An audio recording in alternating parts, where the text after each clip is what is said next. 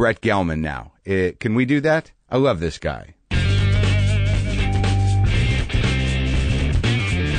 People don't value enough the craft of using one's voice. I believe that's true. I think you're right. Of course you do. I mean, you and I, we both are very much about what our voice does with the words. I'm with you, Brett Gelman. Yes. Brett, but you have one of those deep voices. You have, I think I would call you a classic, I'm going to call you a classic Jewish tenor. I probably am, yeah. I am. Jewish bass, baritone tenor, whatever. As if that's really a category. Jewish tenor. It probably, I mean, it should be, if maybe it's not. in the Yiddish theater. Do you ever study Yiddish theater, Brett? I've not extensively studied the Yiddish theater, but a cousin of mine told me that I was a relative of Shalom Aleichem. Really? Aren't we all? I think we are. That sounds like in one way or another. That sounds like one of those things where it's like my grandmother used to live next to Barbara Streisand's mother. And like, remember, it was like for years, like any Jew, any middle class Jew had a relative who lived either next to Barbara Streisand's mother or Barry Manilow's mother. Yeah. You come from Chicago Jews, right? Chicago Jews. Yeah. Pretty powerful. Very, very intense Jews. Really? Yeah. I mean, in what way? Because I come from Jersey Jews, and I have Long Island Jews in my family, but I do know some Chicago Jews. Yeah. Well, a very vocal people, a very emotional people. Not unlike your classic urban Jew. Yeah. The urban Jew, sure. Like, yeah. Should we pull up some pictures of the urban Jew? Yeah. Wait, Shalom Aleichem was a great writer, right? He was a great performer, I believe. Oh, was he a performer? A writer-performer type. I haven't studied. Don't you want to go to the genealogy website? And trace yourself back to Shalom? I'm so lazy about that shit. I shouldn't be. But you're like amazing. You're a musical guy, and I'm a big fan of the Cats musical. Which thank you. Yeah. Thank you. And what was that called exactly? It was called 1,000 Cats. Right, of course. And we did some music from it. I had you sing a song on the live podcast, and I ended up watching the entire 1,000 Cats. Now, as a comedic performer, what is it about musicals? I mean, were you a guy who did that? Well, I mean, I guess technically, in a way, the thing that made me want to become a comedian when I was 6 years old was a musical. It was A Night at the Opera. And even though they're not really singing that much in it. Marx Brothers. Yeah. I mean, they're the reason it wasn't the pretty people that they would. So you're a Marx Brothers guy. I'm a huge Marx Brothers guy. Really? Yeah. And now, would your grandfather turn you on to that? How'd you come? I mean, because that's like another generation's comedy in a way, and there's not very many people. You're younger than me. Yeah. And I watched the Marx Brothers, but I didn't lock in with the Marx Brothers. But that was like my father's generation when they were kids.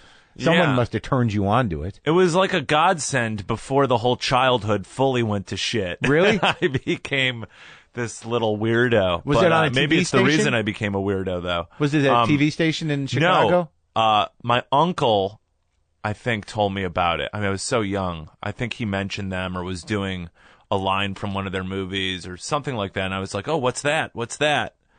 And he's like, oh, that's these guys, the Marx Brothers. They made movies years ago. You should look at it. And in those days, we would rent movies from the library. Really? The library. On Betamax library. or movies? No, VHS. Right. But like still somewhat in the early days of VHSs. Yeah. And I was born in 76. Wow. So. Yeah. I was bar mitzvahed in 76. Wow. Yeah. Oh.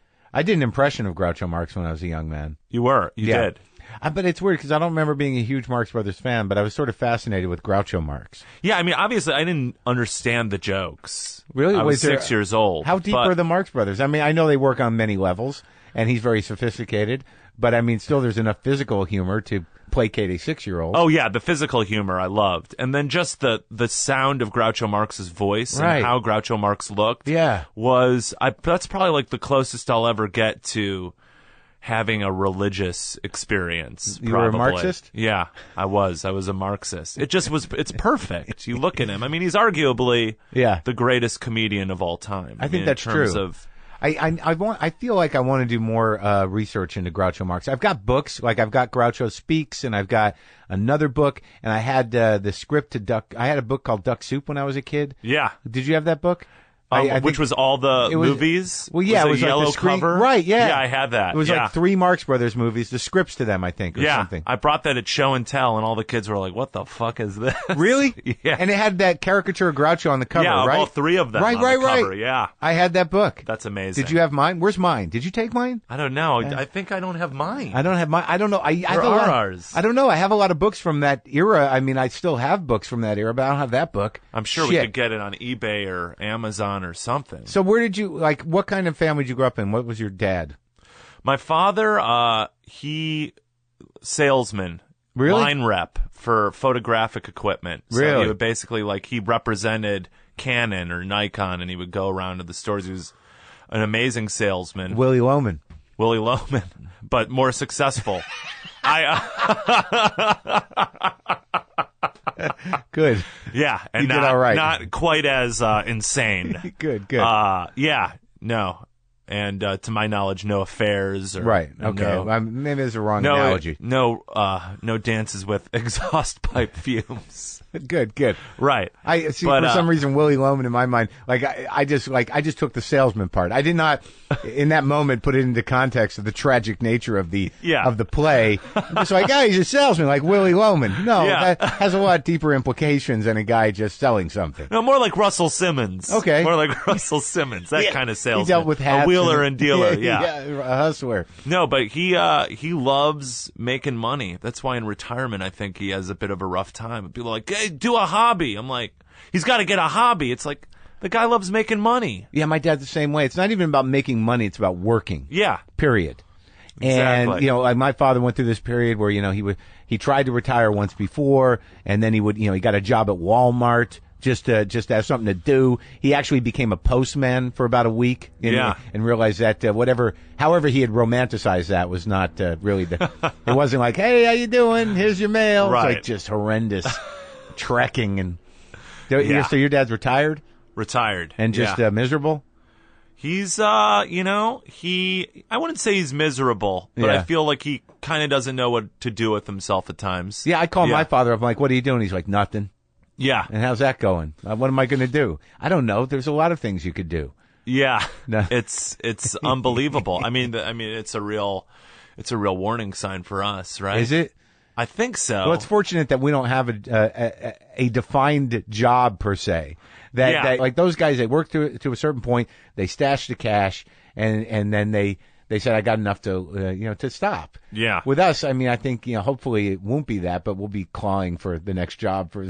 Right. Yeah, exactly. And I never know when I'm supposed to stop working. I don't know what, like I know I'm working, but what else are you supposed to do? It's just an ongoing thing. But, and with social networking, it never stops, right? Yeah. That's a job, right? Isn't that a job? Oof. Please tell me Wow. it's a job. It's part of our job, right? It is No? part of a job. It's not. It is part of our job. It's not a compulsive behavior that we do to feel better. It is that too. Unfortunately, it's pretty much the worst invention ever for somebody like us because You mean needy people? it promotes it promotes and justifies our own narcissism. Oh, God, and man. just like, oh man. Oh, if there's ever a lonely moment, just tweet that. Lonely moment, #help me. You could have a whole branch of therapy dedicated to trying to balance how much we check our mentions on Twitter. Yeah, I'm a compulsive refresher of mentions. Yeah. Yeah. Awful. Yeah, I've gotten better with it in the last month. You know what's happening to me is I actually feel tapped out. Like I'm literally I'm doing half-hearted tweeting. Like I'm not even engaged in it. It's like I've gotten to the point where I'm just tweeting things like, okay. Yeah. I mean, do we really need to respond to people? No. Do we? We don't. I don't do a lot of that. We don't. And I always respond to the worst of them. Just people that are horrendous. Oh, yeah. Oh, I always just retweet hate. Mm-hmm. Any hateful thing said about me, me, do you find I retweet it. does that effectively disarm it? I'm curious about that. I don't even care. It's only for me. It's only just to let it go for me and to. I know that people do that. They retweet the hate, I'll just turn it back on them. But sometimes I wonder, is that whenever I start getting into it with people, it becomes really ugly and strange, and I get You can't scared win, that the dude. person's going to find me and kill me. I don't know what the social networking thing is creating in people. I do know, know. I can lose a good half a day on Twitter though. You? Oh, yeah. I mean, I've gotten a lot better with it. Did you go to some support situation or? No, I just, well, actually, whenever you start working, I feel like whenever I start really working on my craft of what I do, and I make it more about the work of what I do, then that kind of fades away a little bit more. You don't have time. Right, sure, yeah. sure. You're meeting your needs elsewhere. Yeah. So where did you, how many, first before I want to get the full Jewish family portrait, how many siblings? One younger sister, but people constantly think that I am an only child. Why? Because of your behavior? Probably. I'm probably a very needy... I'm a very needy person. Not probably. I am one. Is that an only child thing? I thought only children were sort of insulated and hyper imaginative and sort of preoccupied with themselves. Yeah. Yeah. You have that too? I'm very hyper imaginative and in my own world. Just inventing things for you to entertain yourself. Yeah. These are my friends that I made up. Yeah. Just like dreaming about the future constantly and when I was going to get out of the prison of where I was in and shit like that. What's your sister do? My sister is a speech pathologist. And you speak very well.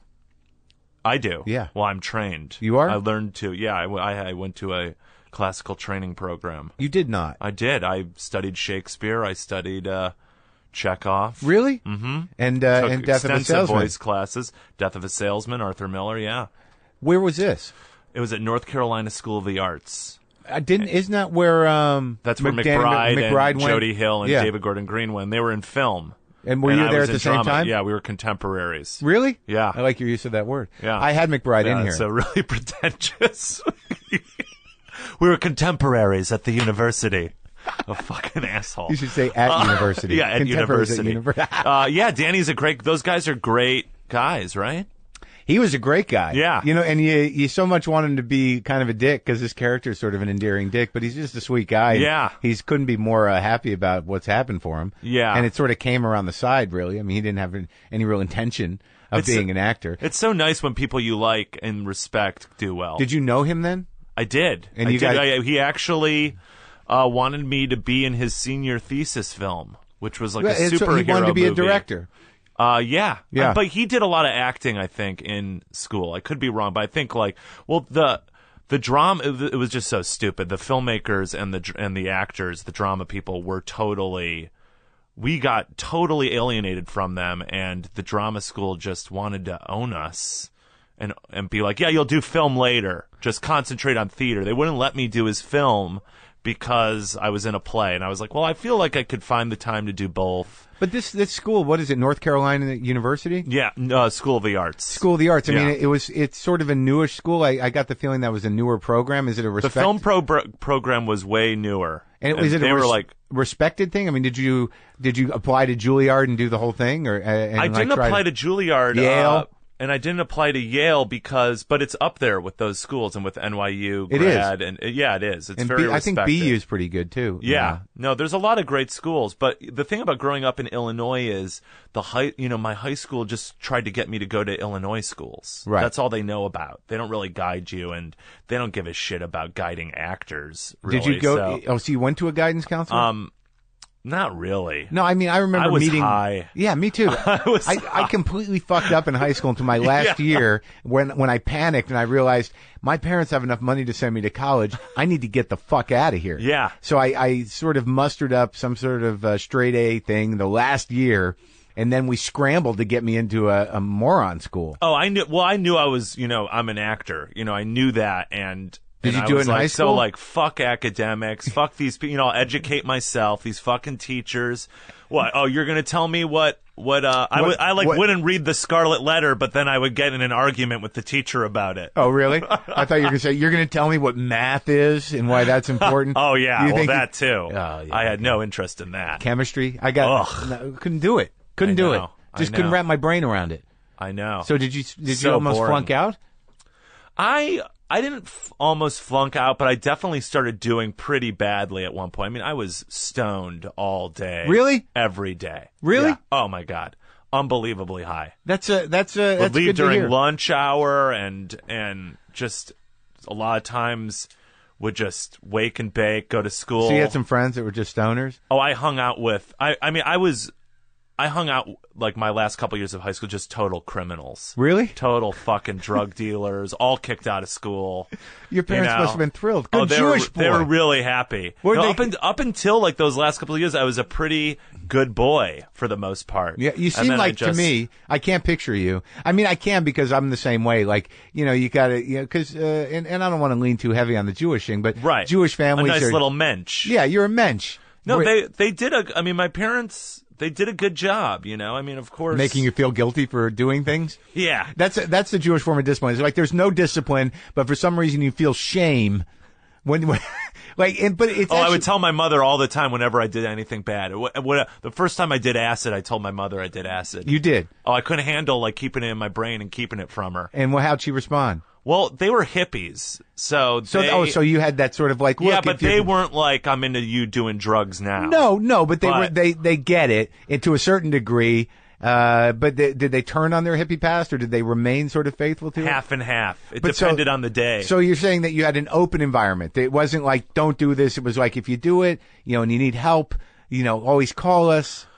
It wasn't quite that either. It wasn't like I'm going to throw you out of the house, and it wasn't like, hey, let's talk about what you experienced during your trip. It was like, all right, well, don't do that. Don't do that. It'll mess up your brain. Our friend. Right. The one friend. He was a very smart kid. He started calling people up as a computer.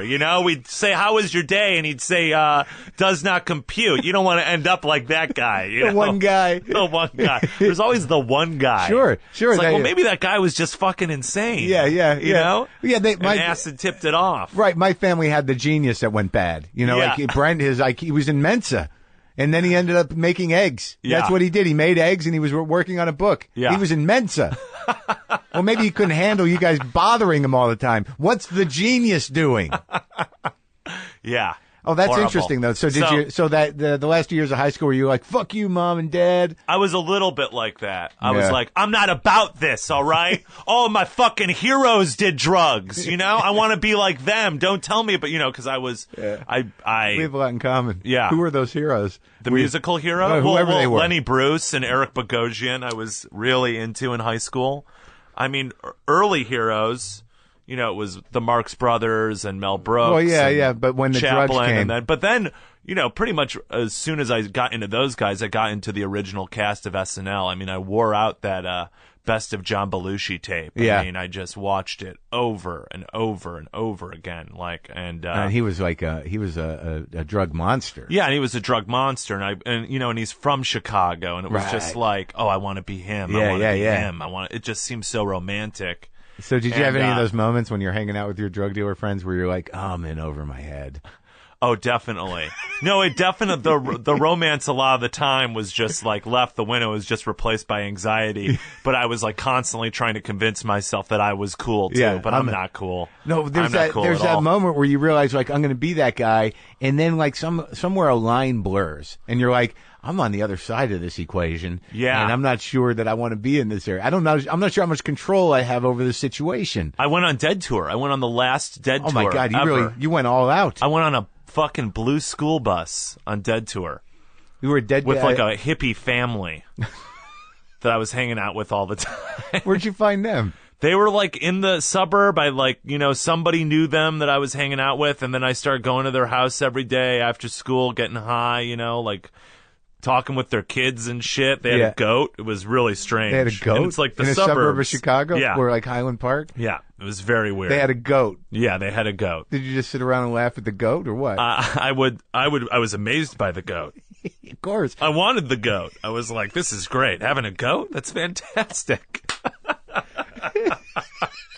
Did you bring that resentment home where you're like, they got a goat. How come we don't have a goat, Mom? Well, I will say this. My mother always knew that I was high when I came home. Like I could never get it past her, and she would get very pissed off about that. My family had that one breakdown where I was hanging out with a kid who had hippie parents, and we were smoking pot, and like there was that one meltdown on a family vacation where I told my parents, like, why can't you be more like Eric's parents? And then there was that sort of like, why don't you go fucking live with Eric then? Yeah. Just this horrible confrontation in a hotel room. Oh, yeah. Where all of us ended up crying on vacation. I'm like, I like you guys. I'm sorry. Yeah, I remember one time I like didn't drive my sister to basketball practice or 'Cause something you were too like high? that. It was too high. I forgot. I was actually, I think, like buying weed probably in a nearby suburb, and I got back. She's like, "You didn't bring my basketball practice." And me and my sister had we're cooler now, but we had a pretty volatile relationship when we were younger.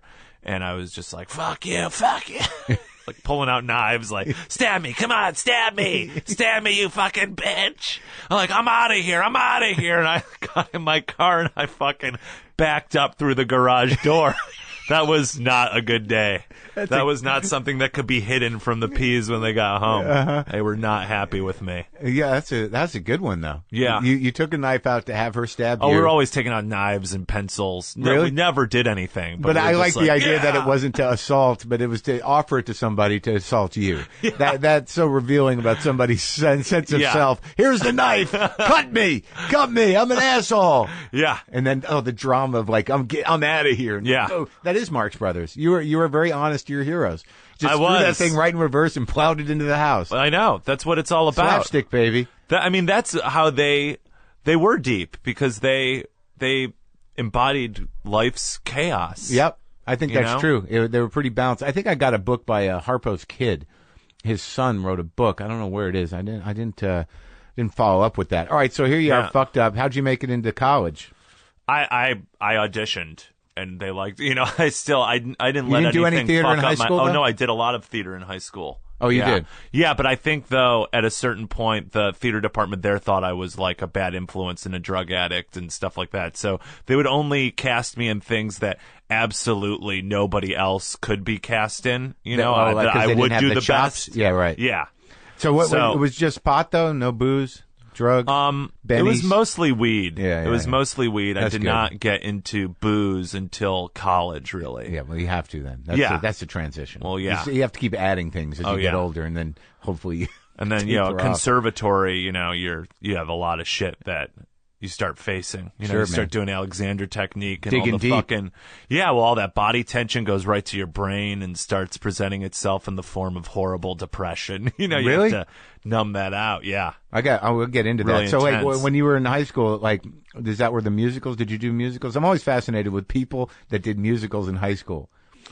I was not in the musical. Okay. It wasn't plays really until college that I got more into musicals. And I wouldn't say that I'm like a fully musical guy, but I do love musicals. Like great musicals are fantastic. What's your favorite ones?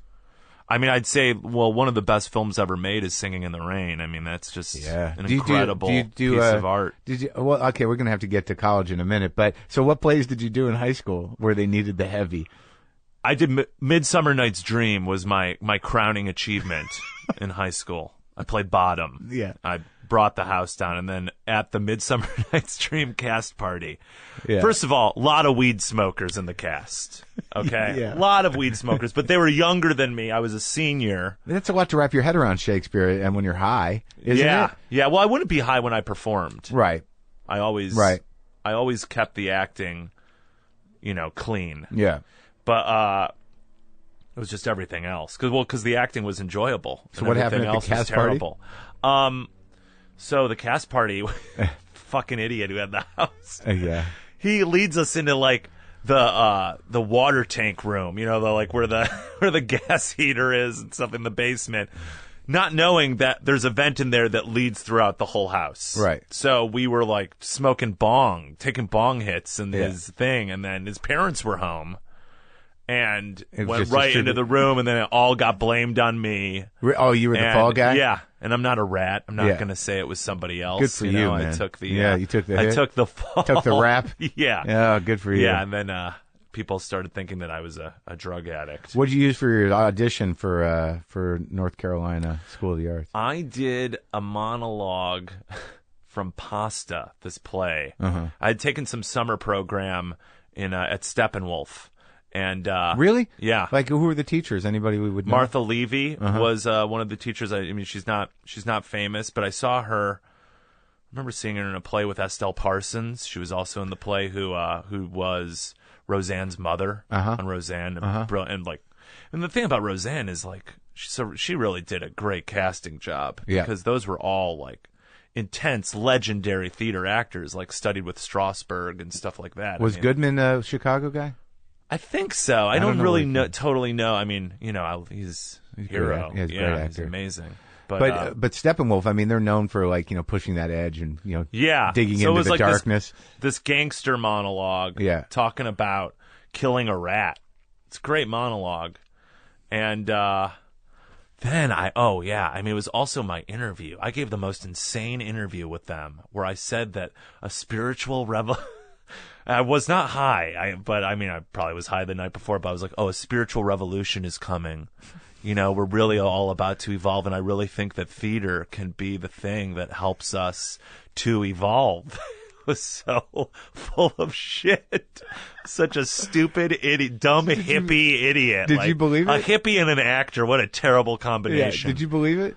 I did. Well, at times, when I wasn't wrapped up in self-loathing, I thought that. I mean, did I really believe it, or was I just using that thought as an escape? No. I mean, I mean that's on you. But I mean, I think so. You weren't consciously bullshitting them with something. No, I really believed that. At so the you time. were in sort of immersed in the idea of what theater originally meant. Yeah. Which was that, it was a way to revel in human emotion in a controlled way with narrative arcs in a community setting.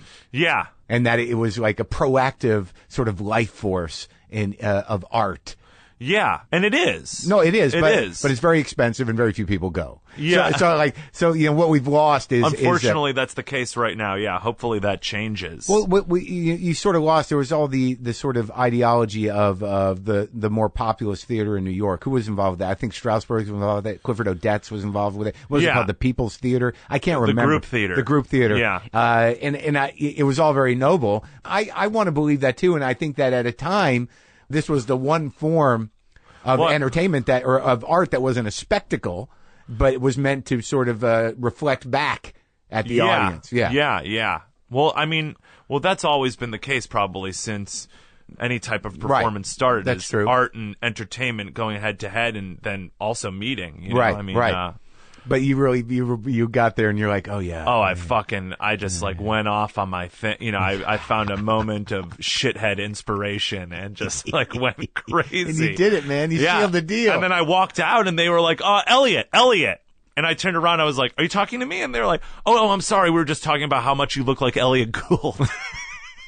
Can you come back in for a second? And then we sat down and they're like, listen, we don't know who else you're meeting with, but we would love, we really enjoyed your audition and especially your interview. So we would love you to. Right. And do you do an Elliot Gould impression?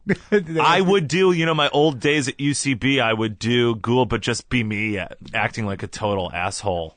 Isn't it interesting that there was that time in the 70s where there were several, Jewish leading men? Yeah, but that's kind of like the way it is now, though, with Rogan and Jonah Hill. Yeah, but I guess that's true. But there was a period there, but they're comedic leading men. But, you had Hoffman, you had Elliot Gould, you had James Caan. I know. You had, maybe that's it. Maybe I was really overstating. No, but it was really character-y guys. I mean,